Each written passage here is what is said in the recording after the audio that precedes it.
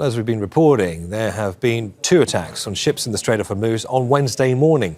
The UK Maritime Trade Operations Office says one attack targeted an outbound vessel off the coast of Iran.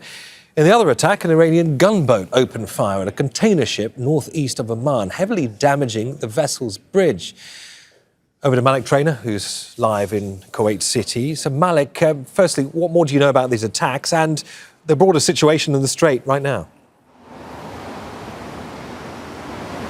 Yeah, well, the Strait is now under a very tense situation, as it's been since the beginning of this war. Commercial vessels don't know, who or what now to talk to.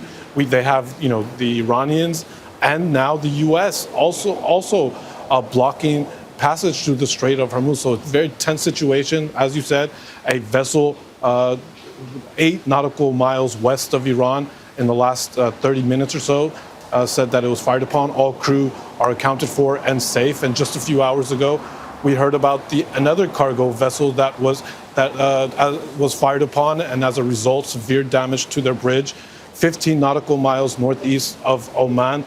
That vessel is believed to be the MSC Francesca.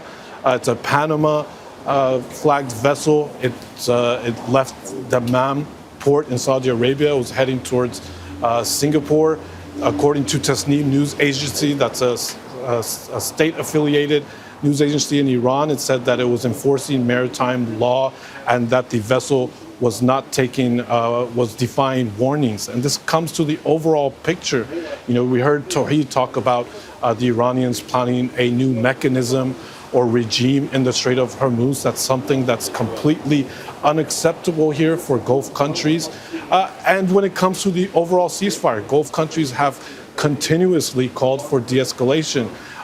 They want to see both sides step off that escalation ladder.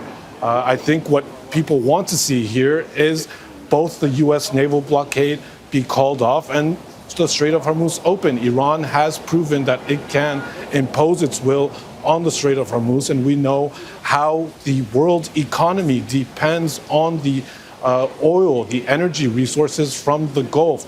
So there's a push here to help the Pakistani mediation efforts to bring the U.S. and Iran back to the negotiating table. There's no appetite for a return of hostilities. People want to see a sustained ceasefire, both sides stepping off the escalation ladder and coming back to the negotiating table and bring a diplomatic solution that brings long-term stability to this entire region.